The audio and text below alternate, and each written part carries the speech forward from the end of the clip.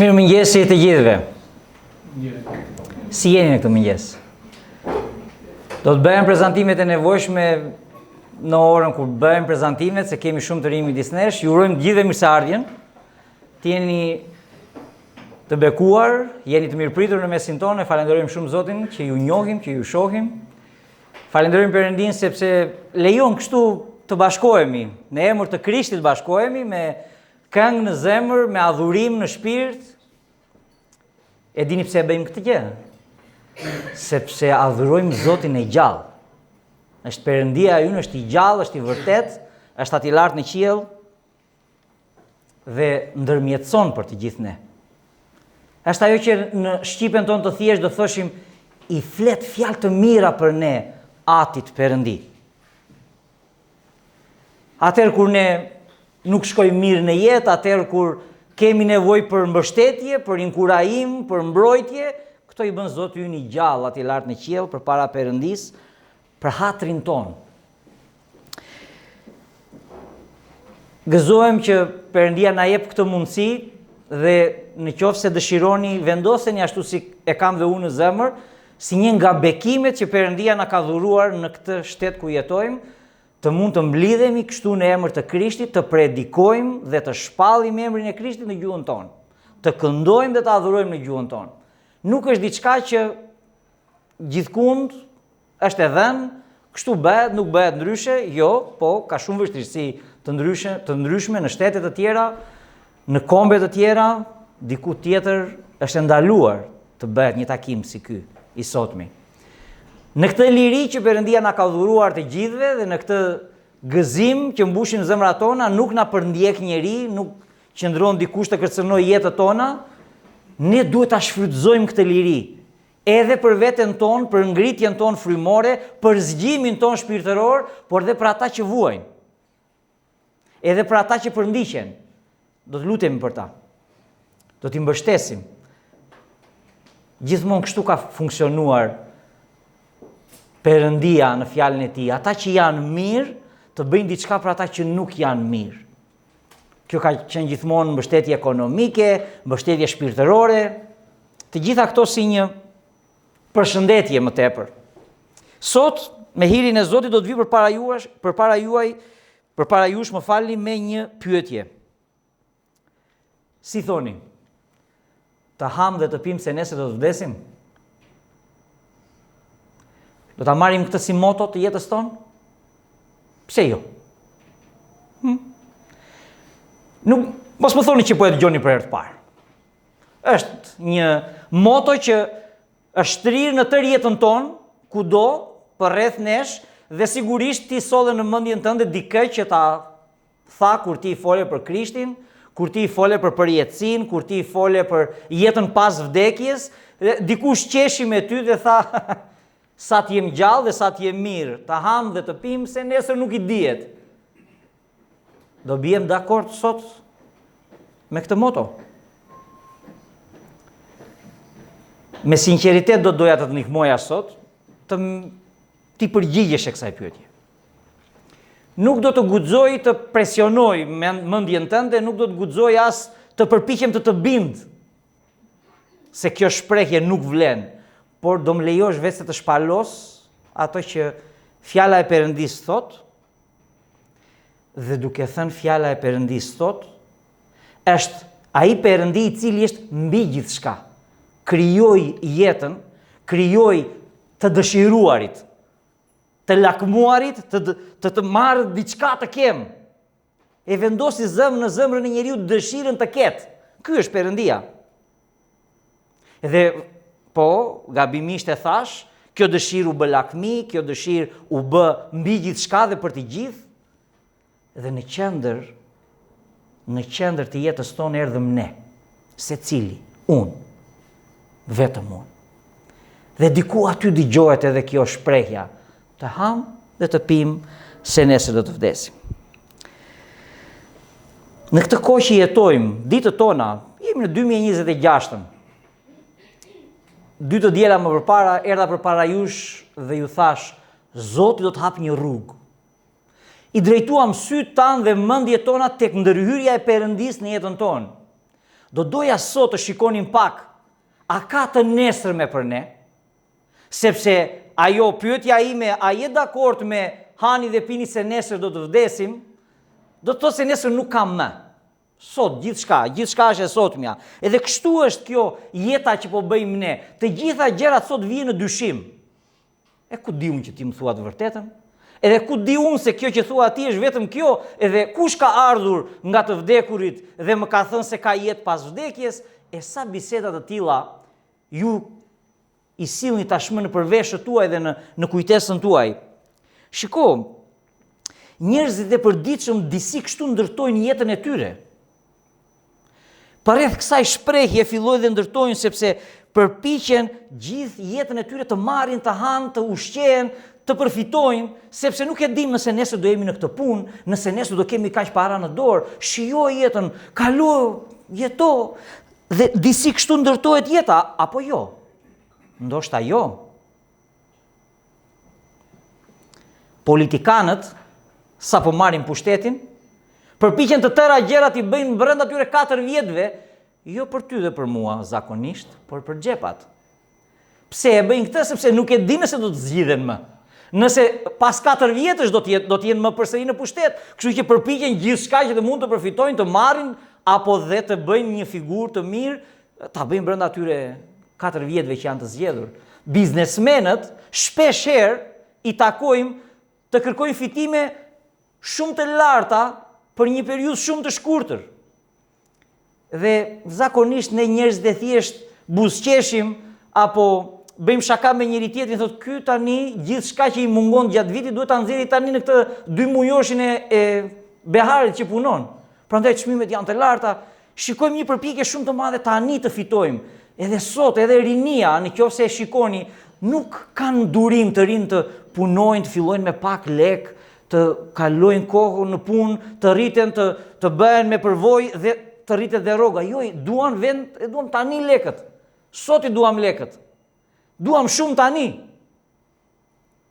Në kohën time, por besoj se kjo vazhdon akoma, shumë njerëz venin dhe thoshin nuk dua të më paguash siguracione, çfarë janë këto, i dua në dorë, i dua në xhep. Edhe tashmë janë 50 vjeç dhe 55 dhe 60 dhe thonë po më mungojnë siguracione, do punoj tërë jetën time se nuk dal dot në pension. Shikoni pak. Ndoshta disi kështu je dakord e ti me mua, por unë do ta kthej këtë, nuk do të jeni gjithmonë dakord me mua sot. Sepse akoma dhe të gjithë njerëzit që themi që thonë të ham, të pim, të ushqejmë, të kalojmë mirë se si dihet nesër, të tërë mbledhin një ekonomi atje në bankë, se si dihet të nesërmes. Një sëmundje, një nevojë, bëj një shtëpi, ta ketë djali im, ta ketë vajza ime, se do martohet, do kaloj, se hop syri. Atje ku thua hani dhe pini se nesër do të vdisni, po një sekond ti po mendokje për të nesërmen. Politikanët që i përmendëm, edhe ata bëjnë ligje, ngren ligje se thotë shiko, ne nesër mund mos jemi në pushtet. Të ngrem një ligj tani që të na favorizoj kur ne të dalim dhe të kërkojmë dhe të bëjmë zgjedhje dhe të marrim vota dhe të gjitha këto. Akoma dhe biznesmenët që përsëri përmenda, prandaj ju them që dua t'ju rikthej pak në besimin dhe në mendimin tuaj. Edhe biznesmenët shpeshherë thonë, jo, ne do shikojmë përfitime afatgjata. Do të ngrem një sistem të tillë i cili do të funksionojë dhe nesër. Nesër unë do jemi plakur, ose nesër nuk do të ketë këtë lulëzim ekonomia, dua që biznesi im të vazhdoj të punoj.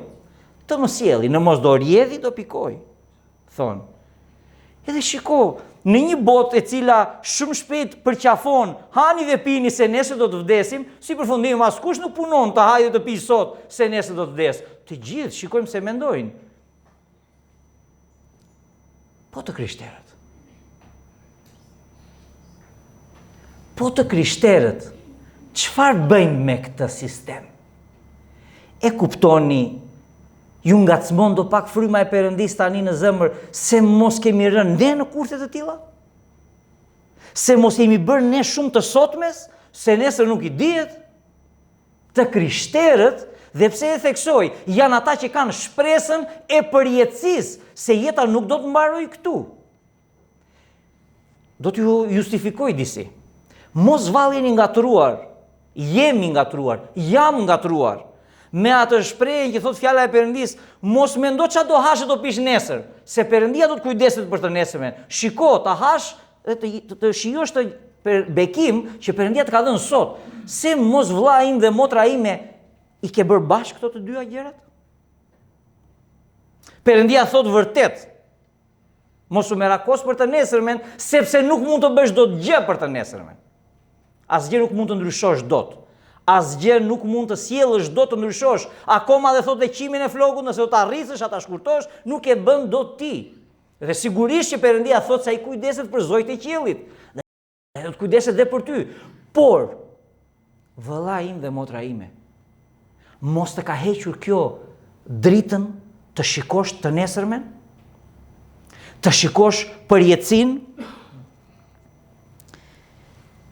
Në qoftë se do ju pyes sot pse jo, atëherë do doja t'ju them disa argumente. Nuk mundem do t'ju bind, por vetëm të argumentoj. E dini, njerëzit e kanë në mendje disi të nesërmen. Do të vdes, do të mbaroj gjithçka dhe këtu vjet ai titulli fund. Unë do ju them pikërisht këtë, jo, nuk vlen kjo hani dhe pini se nesër do të vdisni, sipas fjalës së atij që krijoi jetën, sepse vdekja, ashtu si e kanë në mendje njerëzit, nuk ekziston. Nuk mbaron njeriu në vdekje. Askush. Ti do më thuash e ke për besimtarët apo jo, për ata që do të shkojnë në qiell? Jo, për askënd nuk mbaron jeta me vdekjen.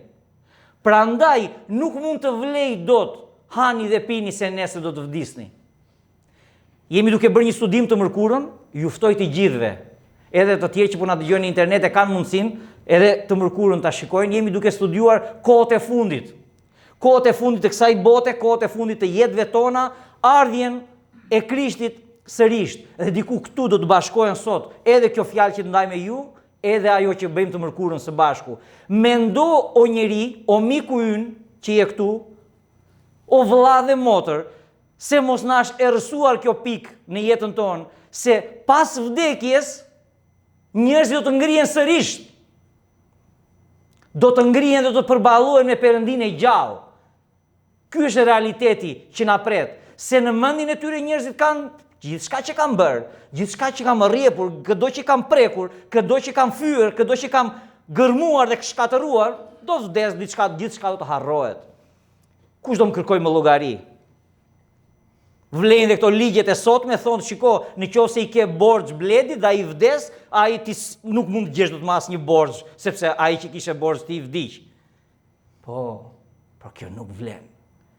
Nuk vlen për jetën e vërtet. Këto mund të vlen për ligjet që ka bërë njeriu, por kjo nuk vlen për jetën e vërtet, sepse njerëzit do të ringjallen.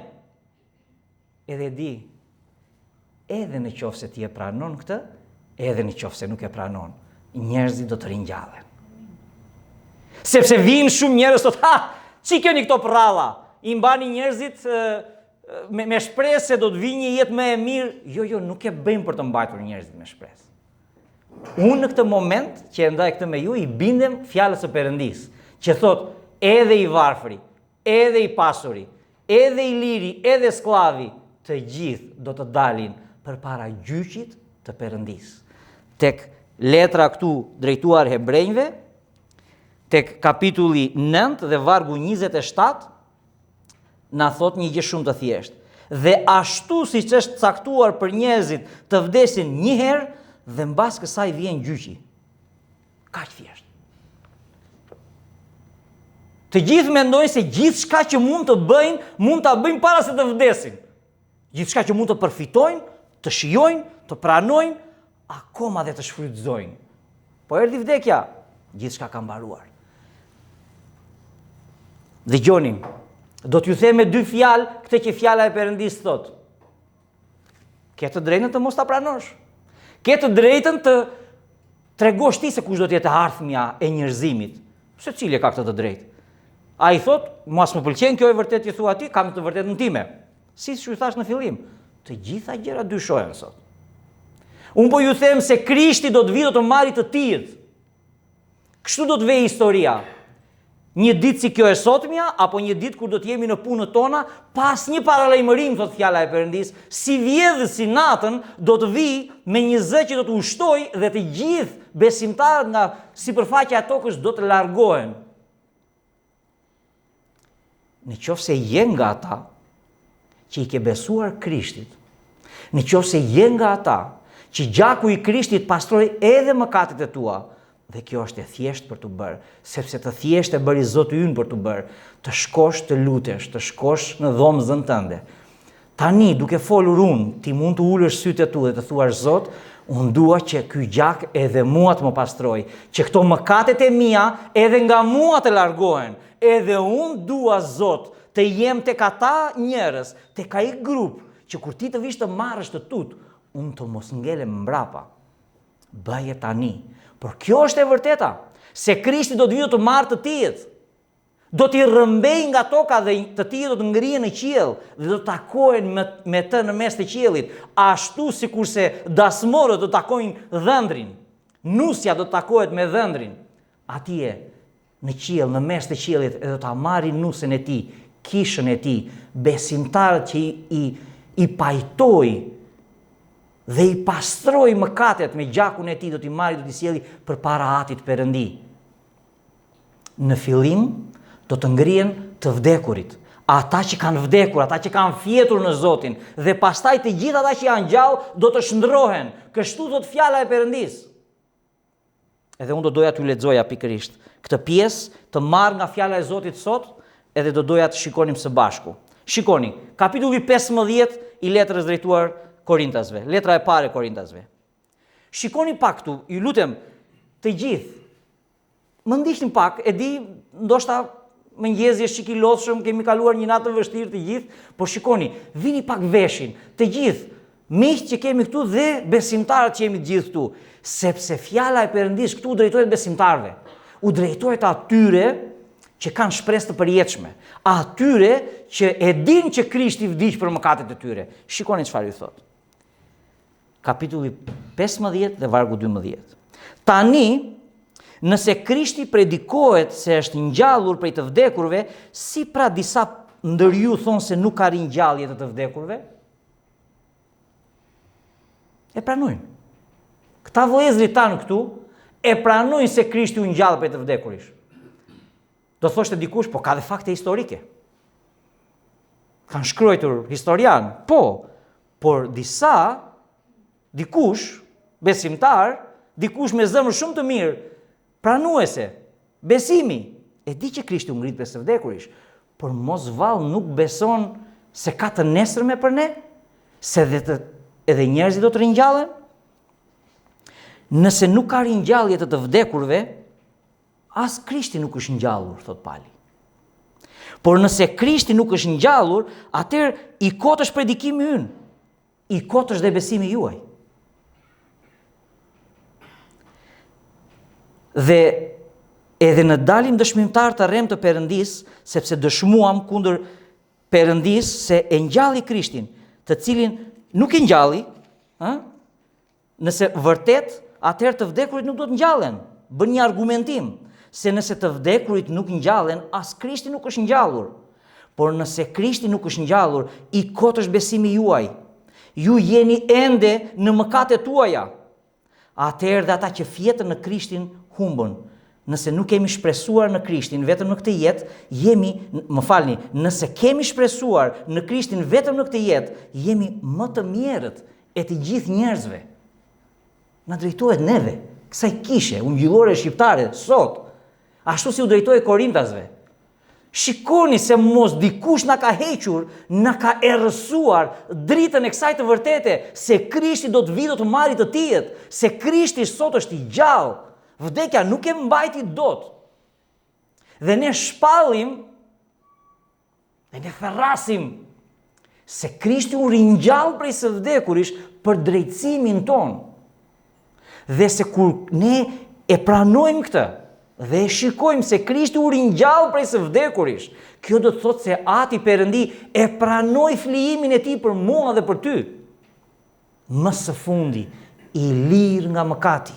Por këtu thot se nëse Krishti nuk është ngjallur dhe besimi juaj është i kot, dhe ju, ne, unë që po e shpall të fjalë sot, jam akoma në mëkatet e mia.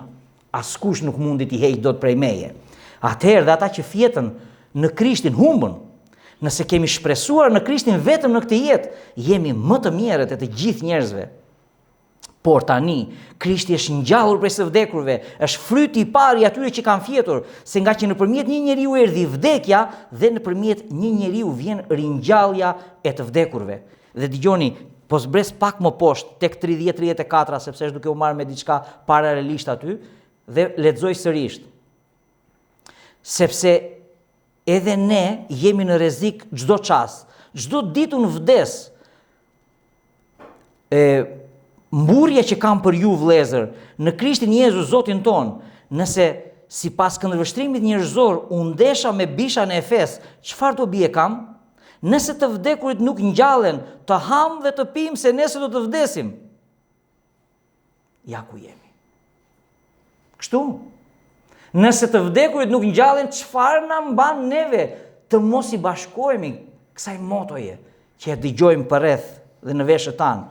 Dhe mbaron vllai ynë këtu pali dhe thot, mos u mashtroni, shoqëritë e këqija i prishin zakonet e mira, kthjellohuni siç është e drejtë dhe mos mëkatoni më, se disa nuk kanë njohje të Perëndis.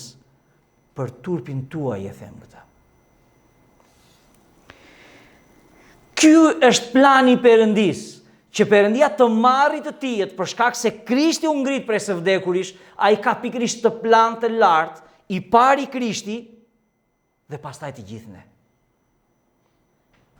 I pari biri i Perëndis, u ngrit prej së vdekuris, e la vdekjen aty, la varrin bosh, edhe ne do të ngrihemi bashkë me të. Ky është plani i Perëndis, kjo është shpresa jon. Dhe nëse nuk e kemi këtë shpresë, atëherë t'i kërkojmë Zotit të na zgjojë sot. Edhe dini çfarë do ndodh më pas? Edhe të gjithë njerëzit e tjerë do të ngrihen. Askush nuk do të pushoj se ekzistuari. Ekziston diku ca zëra, ca mendime, se shiko, do shpëtoj të tjerët, ata që i pastroj, ata që i shpëtoj me gjak do vend tek Zoti, të tjerë do të zhduken. Do të ishte një fund shumë ideal. Por nuk është kështu. Do të ishte ideal sepse e keni parasysh, po mos të ekzistosh, nuk ke shumë hallë në kokë pastaj, do jesh bërë puf, një fluckë sapuni. Nuk ka fluckë sapuni. Të gjithë njerëzit do të dalin përpara Perëndis. Prandaj ju them dhe ju shpall sot, mos e pranoni këtë shprehje, hani dhe pini se nesër do të vdesim, sepse nuk është realiteti, është mashtrim. Fjala e Perëndis na thot diçka tek zbulesa. Zbulesa është ajo që thot fjala. Ka ngritur Perëndia mbulesën e përjetësisë dhe ka zbuluar një pjesë aty që ne të mund të shikojmë. Dhe thot: "Dhe pash një front të madh, të bardhë, dhe atë që rri ulur mbi të, nga fytyra e të cilit iku toka dhe qielli, dhe nuk u gjen vend për ta, dhe pash të vdekurit, të mëdhenjt dhe të vegjëlit, duke qëndruar përpara thronit, dhe u hapën libra. Dhe një tjetër libër u hap, i cili është libri i jetës. Dhe të vdekurit u gjykuan prej atyre gjërave që janë shkruar në ato libra, sipas veprave të tyre. Dhe deti i dha të vdekurit që ishin në të, dhe vdekja dhe Hadesi i dhan të vdekurit që ishin në ta, dhe u gjykuan secili sipas veprave të tyre. Dhe vdekja dhe Hadesi u hodhën në liqenin e zjarrit. Kjo është vdekja e dytë, liqeni i zjarrit. Dhe nëse dikush nuk u gjeti shkruar në librin e jetës, u hodh në liqenin e zjarrit."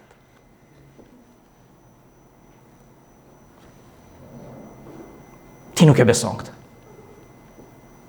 Egzagerime më thua. Do mundesh vetë se të lozësh me jetën tënde në këtë formë? Do mundesh të hedhësh poshtë përjetësinë, sepse dikush të erdhi të tha këto janë budalliqe, sepse në zemrën tënde u ngrit një dëshirë e madhe dhe një vrrull i jetës që thua ku ka gjëra të tilla, kush është pas vdekjes gjithçka ka mbaruar. Të lutem mos los me jetën tënde. Mos los me jetën tënde sepse dua të tregoj pikërisht këtë të vërtet. E tashmja jote ka një forcë të jashtëzakonshme të shkruari të përjetësisë tënde. Gjithçka që ne bëjmë sot, gjithçka që zgjedhim, gjithkund ku shkojmë dhe flasim, gjithkund ku zgjedhim të heshtim, të gjitha këto shkruajnë përjetësinë tonë. Edhe në qoftë se ti e beson këtë, edhe në qoftë se ti nuk e beson këtë. Do të përballohemi me Perëndin e gjallë. Disa prej nesh do të përballohen me Perëndin si shpëtimtarin e tyre, mezi po e presin. E falenderoj Zotin se jam një nga ata. Jo, s'jam më i mirë, thjesht e di që më fali mëkatet. E di që më do. Dhe te kjo dashuri paqësohem. Mezi pres ta shikoj. Ka shumë të tjerë këtu midis nesh, që kanë këtë shpresë qiellore dhe për ditë Zoti e ndes këtë shpresë me prezencën e Tij. Ka të tjerë vetëse që nuk do ta takojnë Krishtin si Zot dhe shpëtimtar, por si gjykatës. Atje përpara këtij froni të bardhë do të jenë të gjithë ata të cilët menduan se mund të jetojnë, mund të zgjedhin, mund të shkatërrojnë jetët e tjerëve, mund të thonë gënjeshtra, mund të vjedhin, mund të jenë imoral, sepse nesër do të vdesin. Është shumë e thjeshtë. Jo, nuk do të vdesin nesër. Unë do t'ju tregoj me fjalët e mia 3 histori. Janë biblike. Do më thoni të gjitha gjërat që do më mbushësh mendjen sot janë nga Bibla, zgjodha të mos jenë nga diçka tjetër.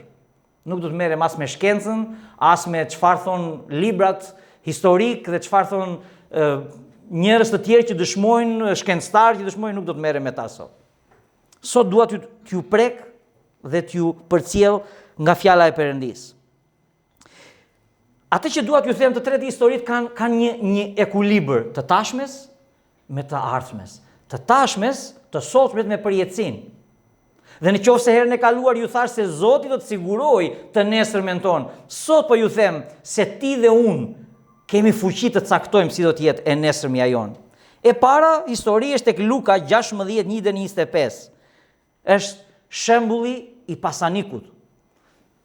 Në një qytet, 2 njerëz paralel dhe thot madje që është histori, nuk është një shëmbulltyr, nuk është një histori e formuar nga Krishti, por nga që përmenden emra mbi këtë shpeshherë historianët dhe studiuesit e Biblës, domethënë, e thonë që kjo është një histori e vërtet që diku Jezusi e merr dhe e përdor.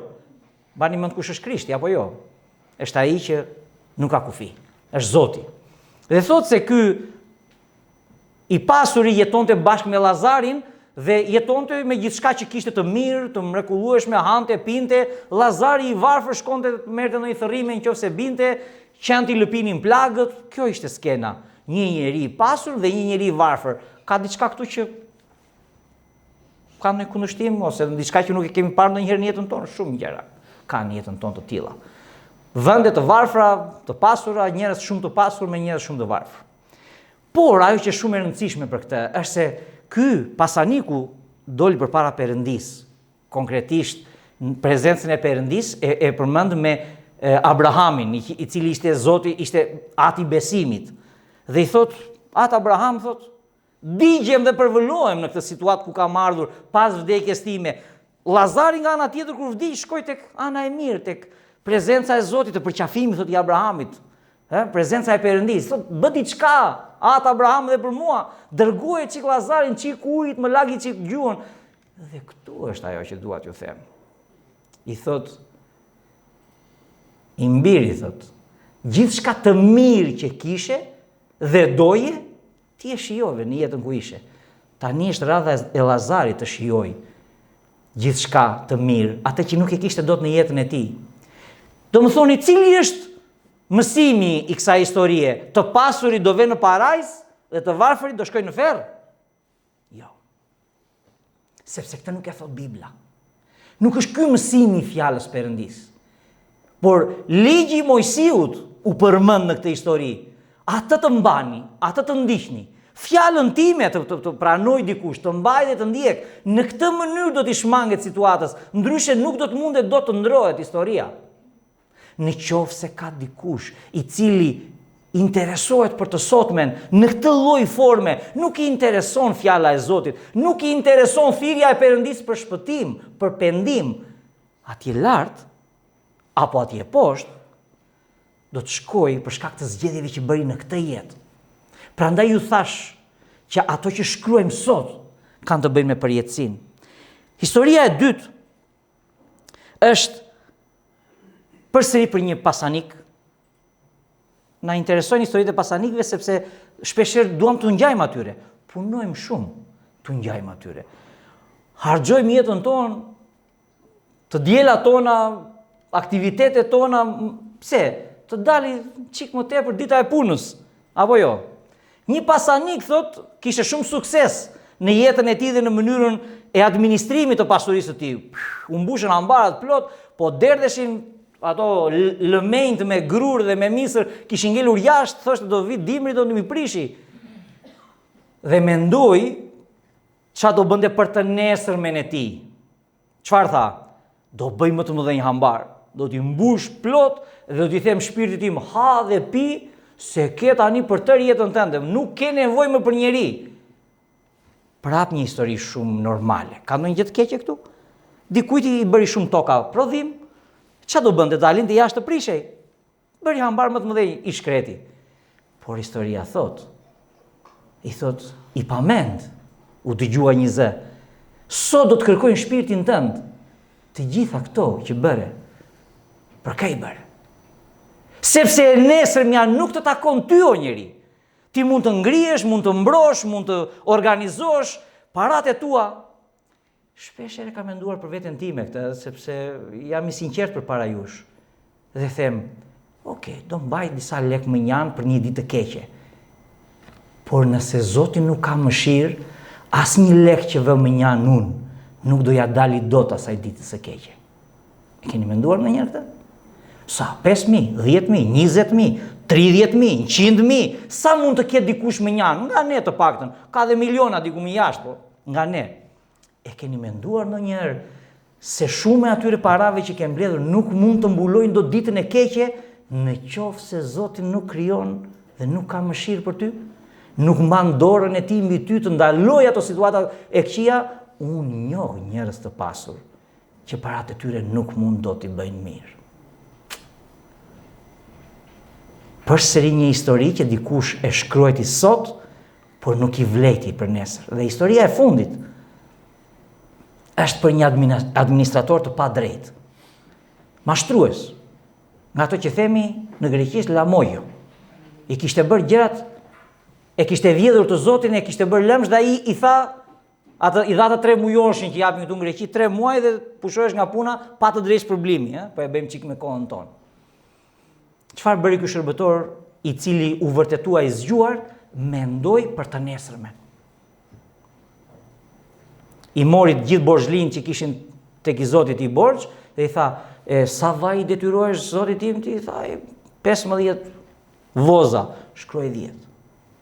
Sa ton grur I ke të Zotit tim borxhi? I tha, 5 ton, shkroi 3. I bëri të gjitha këto, sigurisht fshektas të Zotit të tij, dhe erdhi fundi, erdhi dita kur do ta ndiqte, por I Zoti I mësoi të gjitha këto. Do pristim do të ta fusë në burg dhe do ta mbyllte atje brenda, por ky Zoti I kësaj historie u duk se ishte çik mendje hapur dhe vlerësoi diçka në këtë histori. Vlerësoi mënyrën që ky person mendoi për të nesërmen, sepse mendoi këtë ai që ky do më ndjeki, po njëri nga këta që I bëra nder nuk do më marri në punë, do kem një përfitim, diçka do dali nga këto. Edhe kjo është një histori normale. Të një mashtruesi, I cili ja gjeti mënyrën t'i shmanget të nesërmes. T'i sjelli gjërat e tij kudo ai. Po që Perëndia vetë se përdor këtë histori për mua dhe për ty. Dhe më prek kjo histori, sepse historia mbaron me bijtë e dritës. Me bijtë e dritës, të cilët shpesh herë nuk mendojnë kështu për të ardhmen. Shikojnë të hanë, të pinë, të jetojnë, akoma do ju them të jenë besimtar të mirë, të kenë bekimet në jetën e tyre, të japin, të ndihmojnë, të ndërtojnë, të ushqejnë, por nuk investojnë për qiellin. Lexojini këto të tre historira. Po u them që të ngelen dhe në video. E para ishte Luka 6:1-25, e dyta ishte Luka 12:13-21 dhe përsëri e treta tek Luka 16:1-8. Ky zoti kësaj historie i tha bravo këtij mashtruesit, i cili në vend për shembull të mblidhte, të fitonte, ta vithe të Zotin, të mbushte xhepa, thoshte të marr të kem të përfitoj çat mundem, nuk bëri një gjë të tillë. Bëri patrejtësi të Zotit të tij që të mund të hapë rrugën për të nesërmen. Dhe vjen Perëndia dhe i thotë që bijtë e dritës nuk mendojnë kështu. Sjell Perëndia kontroll në zemrën time, motra ime dhe vllai im. Se mos të përditshme tora na kanë rënduar zemrën, na mbajnë poshtë. Mënyra që punoj, që jetoj, që ndëroj për fëmijët e mi, se si do jetë ardhmja e tyre, në cilin shtet do jetoj në Greqi, jo nuk ka shumë para Greqia, shkojmë në Amerikë se atje ka shumë para. Në rregull, nuk dua të gjykoj askënd që iku në Amerikë, vëllezërit tanë dhe ata atje. As nuk dua të mburrem unë që ngela në Greqi, ç'a jam hero i popullit shqiptar? Jo nuk bëhet fjalë për heroizëm këtu. Po mos do duhet të mbështesim, të ndihmojmë njëri tjetrin. Shikoni. Fjala e Perëndis tek 15:33 e mbyll kështu. Mos u mashtroni. Ka mashtrim këtu. Djalli përpiqet të na vendosë një ushqim këtu të bredhim nga mbrapa. Mirësi, mirëqenie, para, nuk është kjo jeta jonë. Nuk thërritemi që të bredhim pas mirëqenies së kësaj bote. Ne presim për jetësinë. Ne presim jetën e re që Zoti do të vijë, do të marrë të tillë. Gjithçka që na bën të bredhim mbrapa dhe na heq këtë vëmendje dhe na heq këtë peshë nga shpirti ynë, jemi duke gabuar, vëllezërit e mi, motrat e mia. Mos u mashtroni, thot, sepse shoqëritë e këqija i prishin zakonet e mira.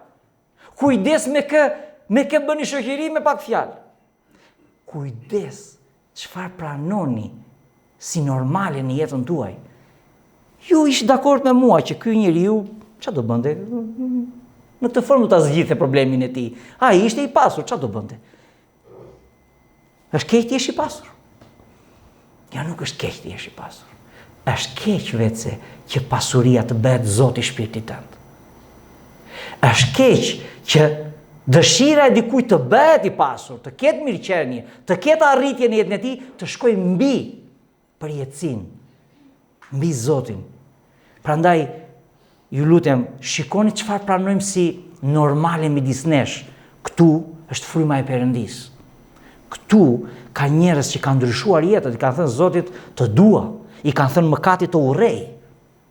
Dhe fjala e Perëndis thotë, mos u mashtroni, nëse sytë dhe shpresa jonë nuk janë në përjetësi, thotë më kot është besimi juaj, kthjellohuni, thotë, si që është e drejt dhe mos më katoni më. Sepse ka mundësi mendimi që fillon dhe e dini atë shprehen ju më mirë një vezë sot si një pul mot? E dini që ka mundësi kjo të jetë bërë dhe çik moto e jetës tonë? E kemi mere, çfarë do presësh të nesërmen? Ka deportuar, janë shpuar zemra tona dhe po futet ky mendim. Mos bëni shoqëri të tilla, thot Perëndia. Mos shkoni në njëri tjetrin mendime të tilla, sepse fjala e Perëndis thot, jepi përparësi, kthjellimi të mendjes tënde ashtu siç duhet të bëhet, kthjellohu si mendon dhe lër mëkatin mbrapa. Mos mëkato. Sepse duke menduar të sotmen, duke u dhënë pas të sotmes, pas mirëqenies dhe vetëm mirëqenies, pas ëndrave të fëmijëve dhe të shtëpive dhe të makinave, ka mundësi të gjendesh në mëkat. Sepse Krishti është duke ardhur dhe do marrë të tijët ata që zemrën ja dhanë atij dhe mbështeten me shpresë tek ai. Kthjelloni dhe mos mëkatoni më. Unë nuk dua të mbush mendjen, as nuk dua të friksoj për ndonjë arsye. kush jam unë? Dhe çfarë mund të bëj? S'është ky roli im të vendos frikë, por në qoftë se për herë të parë dëgjon këto fjalë, vendos në mendjen tënde përjetësinë, të lutem shumë. Dhe në qoftë se nuk ke shumë informacion, po mirë, ja ku është përjetësia, çfarë mund të bëj unë? Ka këtu përreth njerëz që mund ndihmojnë. Fjala e Perëndisë mund të ndihmojë. Ka shpresë të përjetshme, larg mëkatit, larg të përditshmes që mendon se sot do jetojmë, nesër do të vdesim, nuk do të vdesim. Shumë prej nesh do jetojmë për jetë, për shkak se Krishti vdiq për mëkatet tona. Nëse ti e pranon këtë, dhe ti do të jetosh për jetë. Por nëse nuk e pranon këtë, nëse nuk të bën kjo e vërtet, ke një të vërtet tënden, e di ti më mirë se sa këto që po them dhe që fjala e Perëndisë thotë, e kuptoj, por mendo se një ditë do të hapet libri i jetës. Dhe të gjithë njerëzit do dalin përpara Perëndisë. Dhe nëse emri yt nuk është i shkruar me gjakun e Krishtit në librin e jetës, atëherë më vjen keq. Fundi nuk do të jetë zhdukja. Paf. Por do të jetë ekzistencë e përjetshme në liçenin e zjarrt. Atë që shpeshherë keni dëgjuar si ferri, që në asnjë mënyrë nuk është bërë për njerëzit. Në asnjë lloj mënyre, dhe falenderoj Perëndisë nga ato gjëra që donte ti dinim, është dhe kjo. U bë për djallin dhe për angjit e tij. Ata duhet ishin banorët e përjetshëm të këtij ferri. Por kushdo që ndjek këtë lloj mendimi, bie nga pas djallit. Jeton në mëkat, hani dhe pini se nesër do të vdesim. Do të bëhem banor të këtij vendi gjithashtu. Faleminderit Zotit se ne na shpëtoi nga ferri. Faleminderit Zotit se na jep këtë mundësi sot dhe ne e dëgjojmë dhe ja ku jemi këtu të gjithë së bashku, të kemi mundësi të shmangemi këtij dënimi. Kaq thjesht, Zot, të dua. Zot, të kam nevojë. Mëkati im të ka nevojë. Hiqma Zot. Hiqma mëkatin, nuk mund të hiqet dot ndryshe Zot. Hiqma mëkatin. Më ndihmo të mendoj Zot për jetësinë, të kem shpresën e përjetshme, të ngopem, të mbushem me ëndrimin dhe me shpresën se ti do të vish të më marrësh. Zoti na bekojë të gjithëve. Le të lutemi së bashku. Jam i bindur Zot se edhe ai që foli, edhe të gjithë ne nuk e kemi menduar ndonjëherë për jetësinë, Zot i dashur, si një realitet kaq të fortë, kaq të fuqishëm, ndoshta Zot, por sot erdhi kështu mundësia, Zot, fryma jote drejtoi në këtë formë, Perëndi, të fokusohen sytë tonë në përjetësinë. Do vinë njerëz që do na e vënë në dyshim, Zot. Dikush do na tall, dikush do të argumentoj, ku ka Zot, nuk ka Zot. Por zemrën tonë e ngro ky realitet, që ti je i gjallë. Ti erdhe në tokë si njeri, ti vdiqe në vendin tonë, ti more mëkatin tonë, ti u ringjalle për drejtsimin tonë. Ne besojmë tek ty, Zot. Besojmë gjithashtu se ti je duke ardhur dhe do të vish shpejt. Na ndihmo, Perëndi i dashur, ky realitet të ngrojë zemrat tona, të mbush shpirtrat tanë, të mos na lejoj të endemi majtas djathas, të kthjellohemi, Zot i dashur, me frymën tënde të shenjtë. Na ndihmo të mos mëkatojmë, Zot. Të presim ty, Zot i dashur, duke mos mëkatuar. Edhe nëse dikush këtu për herë të parë dëgjon, këtu në këtë sallë, aty në internet, ndihmoje, Zot i dashur. Ndihmoje siç më ndihmove mua, të kuptoj se je i gjallë dhe je i vërtet. Të kuptoj, Zot i dashur, se një ditë do takohet me ty, sido që ti do takohet me ty. Lutem për çdo që dëgjon, o Perëndi, të zgjedhë të takohet me ty si shpëtimtar, si Zotin që vdiqe në vendin e tij dhe jo si gjykatës. I bekuar je, Perëndi, të adhuroj Atë i dashur, të falenderoj, Perëndi i dashur, se është e vërtet, këto gjëra ti u afsheve të zgjuarve, të diturve të kësaj bote, dhe na i shpjegon neve, merresh me ne të thjeshtët, me ne të përditshmit, që të mos humbasim, por të jetojmë për jetë. Të adhurojmë dhe të falenderojmë, Perëndi, në emër të Krishtit. Amen. Zoti na bekon gjithëve.